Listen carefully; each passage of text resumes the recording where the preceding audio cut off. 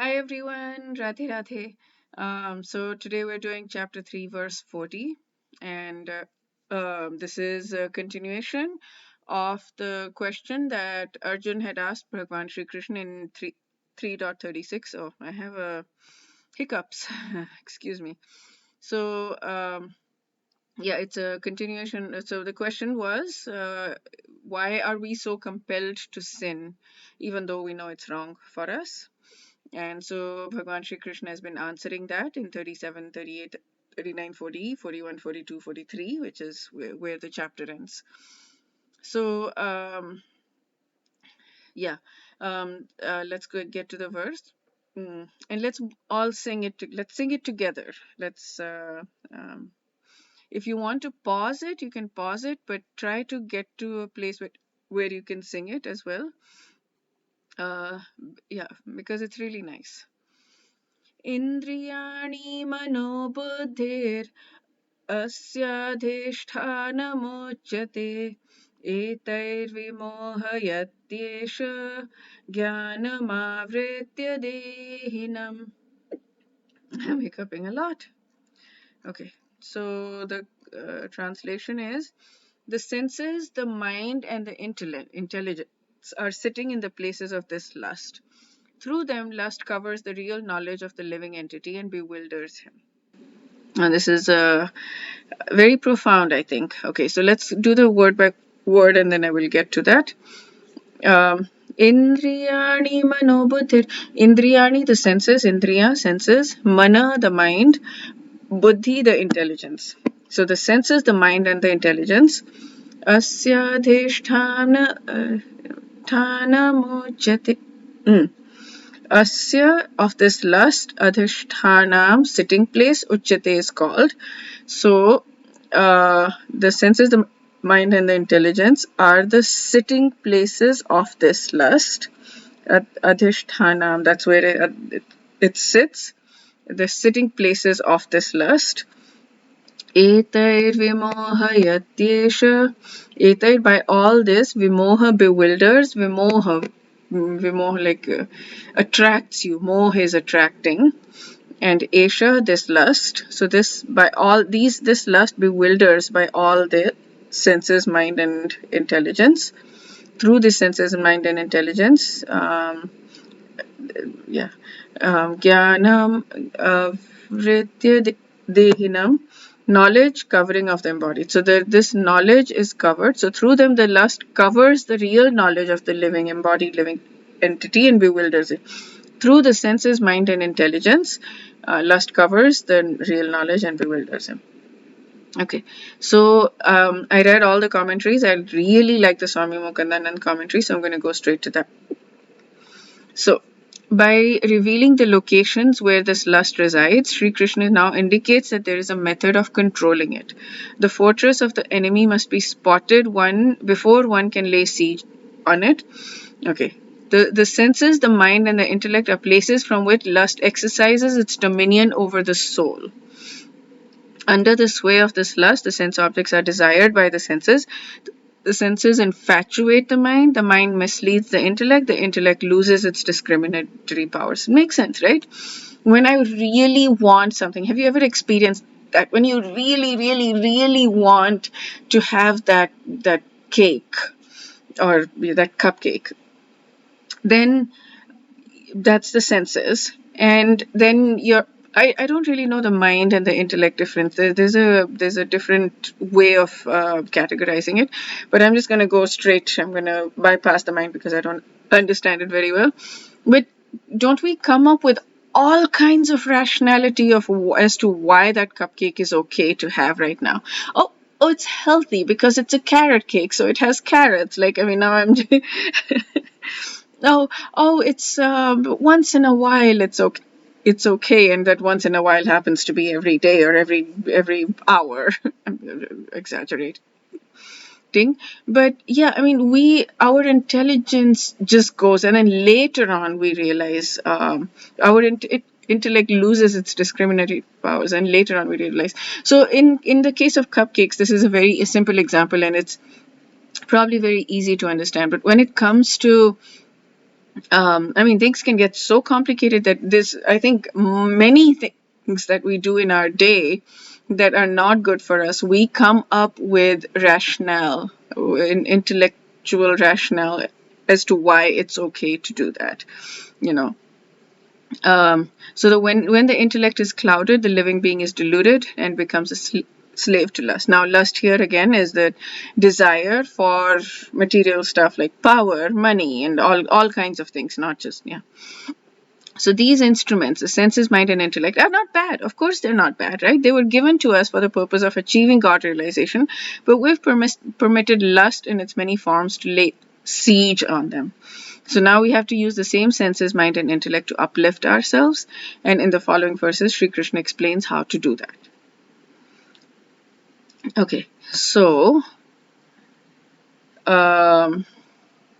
yeah, so I wanted to talk about this a little bit because I was actually having a very nice conversation with this girl I saw at the temple today. There was a very good talk on devotee care. And devotee care, basically, I didn't understand it when I first heard the phrase, but then one of the biggest things, we use the word love a lot, and love, of course, is very, very important. And along with love, another word that I've come to realize, that I've come to love, is care. Do I care? I mean, it's not just love for another human being. Care includes care for another human being and care for something. Like I care about spiritual growth. So I am spending time doing one verse a day. So it's care. Do I care? Do people care?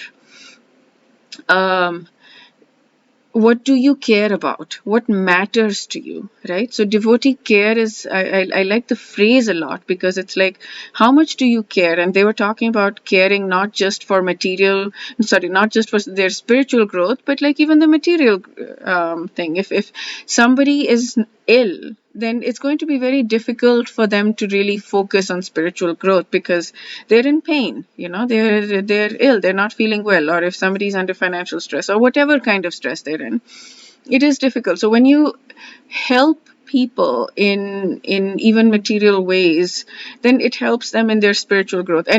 And people don't come to the temple because they read books necessarily, right? They come to the temple because they connect with someone. They connect with someone who they feel cares about them. That's what Prabhupada did. He cared about people. He cared about everyone around him. He cared intensely about everyone around him, and people did that. People did not adopt Krishna because they felt a connection to Krishna. Nobody felt a connection to Krishna in the beginning in America, right? Then in India, people still feel that because we grow up in that kind of environment. But in America, nobody has heard the word Krishna. But because they felt the care of Prabhupada and they felt the love of Prabhupada, they were like, if you believe in Krishna and if you're sourcing that love from Krishna, then we want that. So it's about care. So I don't know why I went there. What was the point of going down that story? Maybe it's just to share because that I really enjoyed that description, and I really agree with that. I really believe that what matters a lot, even in the devotee community, is to care about each other. In fact, not only even like anywhere basically, but everywhere. It matters a lot to care about each other. And okay, so yeah, I don't know where to take that. So I'm ending that, and then I'm starting another thing. So how the senses, mind, and intellect are the breeding grounds of desire. From my experience, I'll share what I have learned over time. So I've started to notice and sense when I am feeling really